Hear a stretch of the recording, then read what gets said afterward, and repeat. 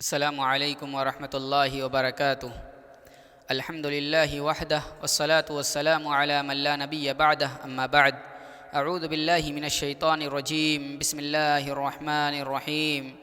شہر رمضان الذی انزل فیہ القرآن ھدی للناس وبینات من الہدی والفرقان، فمن شہد منکم الشہر فلیصم، ومن کان مریضا او علی سفر فعدۃ من ایام اخر، یرید اللہ بکم اليسر ولا یرید بکم العسر ولتکملوا العدۃ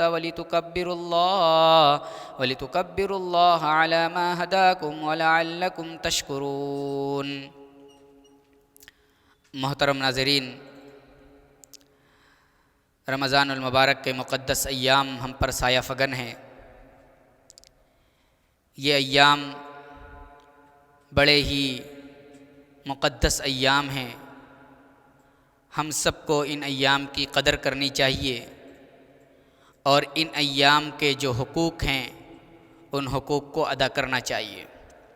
حضرات گرامی، یہ ایام جو اللہ تبارک و تعالیٰ کی طرف سے ایک ہدیہ اور ایک تحفہ ہے، ہمیں اللہ کے اس ہدیے کو اور اس تحفے کو قبول کر کے اللہ کی رضا حاصل کرنے کی کوشش کرنی چاہیے۔ یہ رمضان المبارک جو اللہ رب العالمین کی طرف سے ایک ہدیہ، ایک تحفہ ہے، جہاں رمضان المبارک ایک ہدیہ اور ایک تحفہ ہے، وہیں اللہ تبارک و تعالیٰ نے اس رمضان میں اپنا ایک عظیم تحفہ اور ایک عظیم ہدیہ قرآن کریم کی شکل میں بھی ہمیں دیا ہے۔ گویا رمضان بھی ایک تحفہ ہے اور قرآن مقدس بھی ایک تحفہ ہے، اور رمضان اور قرآن ان دونوں کا آپس میں بڑا گہرا تعلق ہے، کیونکہ اسی رمضان المبارک کے مقدس ایام میں پیارے نبی جناب محمد الرسول اللہ صلی اللہ علیہ وسلم کے اوپر قرآن مقدس کا نزول کیا گیا۔ ابتدائی 5 آیات، اقرأ بسم ربک الذی خلق، خلق الانسان من علق، اقرأ وربک الاکرم الذی علم بالقلم، علم الانسان ما لم یعلم، یہ 5 ابتدائی آیات اسی رمضان المبارک کے مہینے میں نازل کی گئی۔ قرآن خود کہتا ہے، شہر رمضان الذی انزل فیہ القرآن، یہ رمضان وہ مقدس مہینہ ہے جس کے اندر اللہ نے اپنا پاک کلام قرآن نازل کر فرمایا، اور یہ رمضان جس میں قرآن نازل کیا گیا، یہ رمضان کی کن راتوں میں نازل کیا گیا اس کی بھی وضاحت اللہ تبارک و تعالیٰ نے فرما دی۔ انا انزلناہ فی لیلۃ القدر، ہم نے اس قرآن کو شب قدر میں نازل کیا۔ گویا کہ قرآن رمضان میں نازل کیا گیا اور رمضان کی سب سے مقدس راتوں میں نازل کیا گیا۔ حضرات دیکھیے، اللہ تبارک و تعالیٰ نے قرآن کے نازل کرنے کا کتنا اہتمام کیا کہ اللہ تبارک و تعالیٰ نے سال کے سب سے عظیم ایام، سب سے عظیم مہینہ رمضان کو چنا، اور رمضان کے سب سے عظیم رات شب قدر کی رات کو چنا۔ کتنا اہتمام اللہ تبارک و تعالیٰ نے قرآن کے نازل کرنے کا کیا ہے۔ اسی طرح جس طرح اللہ تبارک و تعالیٰ نے قرآن کے نازل کرنے کا اہتمام کیا ہے، اسی طریقے سے ہمیں بھی رمضان المبارک میں خاص طور سے قرآن کریم کے ساتھ بہترین اہتمام کرنا چاہیے، اچھا اہتمام کرنا چاہیے، قرآن کی تلاوت کرنی چاہیے، قرآن کو سمجھنا چاہیے، قرآن کی تفسیر پڑھنی چاہیے، اور قرآن کریم کو خوب پڑھ کر کے اللہ رب العالمین کے ہاں اجر و ثواب کی امید کرنی چاہیے۔ نبی کریم جناب محمد الرسول اللہ صلی اللہ علیہ وسلم کے بارے میں آتا ہے، حضرت ابن عباس کہتے ہیں، کان النبی صلی اللہ علیہ وسلم اجود الناس بالخیر وکان اجود ما یکون فی رمضان حین یلقاہ جبریل وکان جبریل یلقاہ کل لیلۃ فی رمضان حتی ینسلخ، یعرض علیہ النبی صلی اللہ علیہ وسلم فاذا لقیہ جبریل کان اجود بالخیر من الریح المرسلہ، رواہ البخاری فی کتاب الصوم۔ حضرت ابن عباس کہتے ہیں کہ نبی کریم صلی اللہ علیہ وسلم لوگوں میں سب سے زیادہ بھلائی کرنے والے تھے. وَكَانَ أَجْوَدُ مَا يَكُونُ فِي رَمَضَانِ حِينَ يَلْقَاهُ جِبْرِيلُ. اور رمضان میں جب اللہ کے نبی جبریل سے ملتے تو اور زیادہ بڑھ کر کے بھلائی اور خیر کرتے تھے. وَكَانَ جِبْرِيلُ يَلْقَاهُ كُلَّ لَيْلَةٍ فِي رَمَضَانَ حَتَّى يَنْسَلِخ.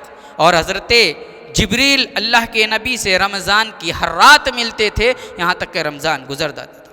یارد علیہ نبی صلی اللہ علیہ وسلم القرآن. اللہ کے نبی کے اوپر رمضان میں قرآن کا دور کرتے، قرآن کو پیش کرتے. فَإِذَا لَقِيَهُ جِبْرِيلُ كَانَ أَجْوَدَ بِالْخَيْرِ مِنَ الرِّيحِ الْمُرْسَلَةِ.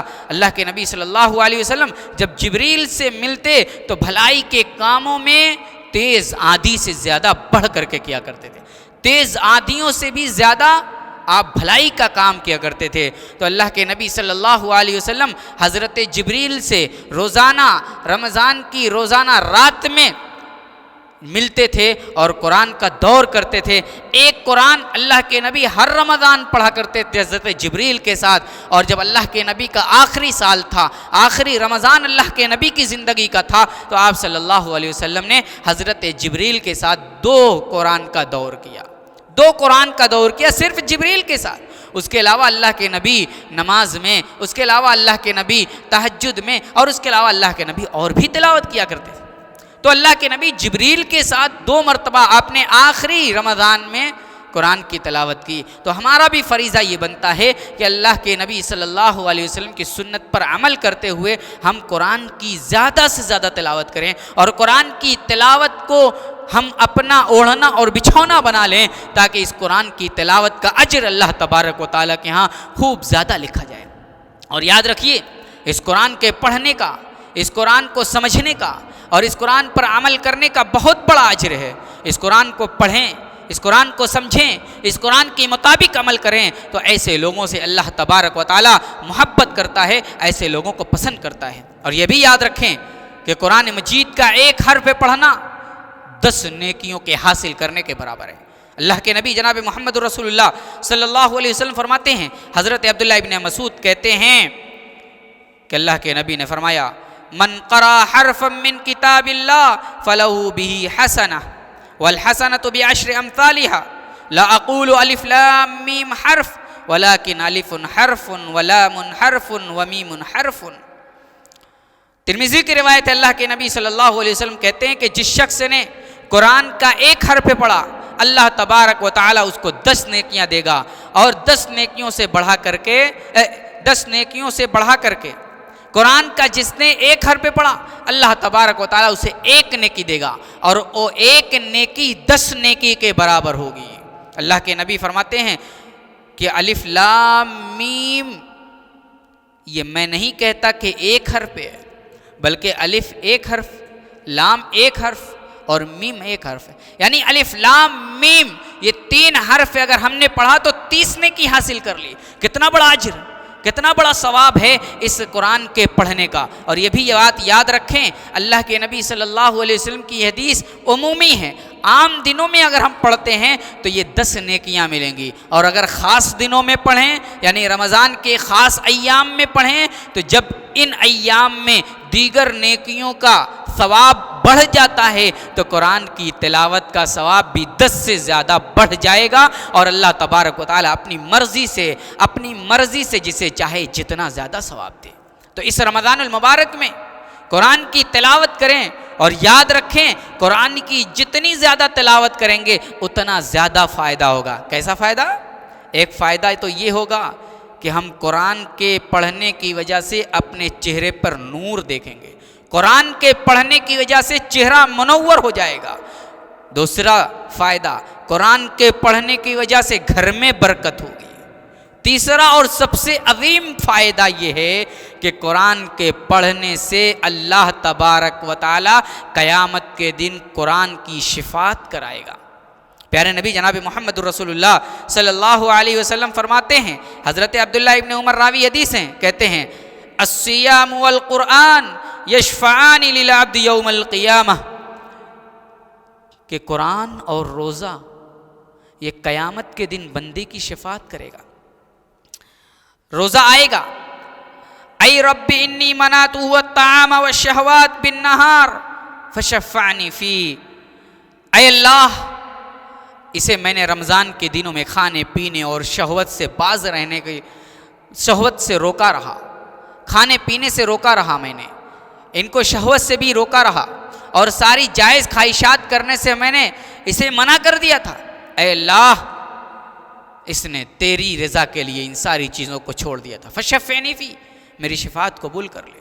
قرآن آئے گا ایک طرف سے، قرآن کہے گا اے اللہ میں نے اسے رات میں نرم و گداز بستر سے باز رکھا، نرم و گداز بستر پر سونے سے باز رکھا، یہ رمضان کی راتوں میں، یہ اور دیگر راتوں میں، سال کی 12 مہینوں میں اے اللہ یہ قرآن پڑھتا رہا، قرآن کی تلاوت کرتا رہا، اپنے بستر کو چھوڑ دیا تھا، اے اللہ اس نے رات کو نیند ترک کر کے قرآن کی تلاوت کرتا رہا، فشفعنی فی، اے اللہ میری شفاعت قبول کر لے اس کے بارے میں۔ اللہ تبارک و تعالیٰ اس کی شفاعت کو قبول فرما لے گا، روزے کی اور قرآن کی شفاعت کو قبول فرما لے گا، جہاں کوئی پرسان حال نہیں ہوگا، رشتہ دار، خون کے رشتے، سارے رشتے وہاں کٹ جائیں گے، کوئی کسی کا کام نہیں آئے گا۔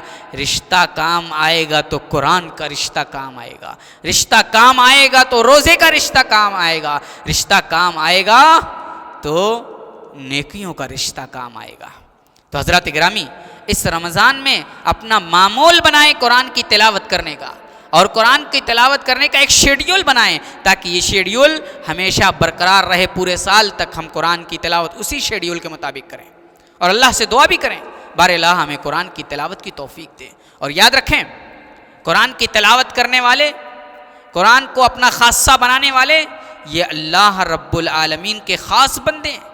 حضرت انس رضی اللہ تعالیٰ عنہ بیان کرتے ہیں کہ نبی کریم صلی اللہ علیہ وسلم نے فرمایا ان للہ اہلین من الناس، کہ بے شک کچھ لوگ اللہ کے خاص بندے ہیں، کچھ لوگ اللہ کے مخصوص بندے ہیں۔ صحابہ نے کہا اے اللہ کے رسول وہ کون لوگ ہیں؟ آپ نے فرمایا ہم اہل القرآن اہل اللہ و خاصتہ، اے میرے صحابہ سن لو اور کان کھول کر کو سن لو کہ یہ قرآن پڑھنے والے اور اس پر عمل کرنے والے ہیں جو اللہ کے دوست ہیں اور اللہ کے خاص بندے ہیں۔ معلوم ہوا قرآن کی تلاوت کرنا، قرآن کو پڑھنا، قرآن کو سمجھنا، قرآن کو اپنا خاصہ بنانا، یہ اللہ رب العالمین کی قربت کا ذریعہ ہے۔ اللہ تعالی ہم سب کو رمضان اور غیر رمضان ہر ماہ، ہر منتھ، ہر دن قرآن کی تلاوت کرنے کی توفیق عطا فرما۔ اے اللہ ہم سب کو قرآن کے ساتھ اچھا سلوک کرنے اور قرآن کے حقوق کو ادا کرنے کی توفیق عطا فرما۔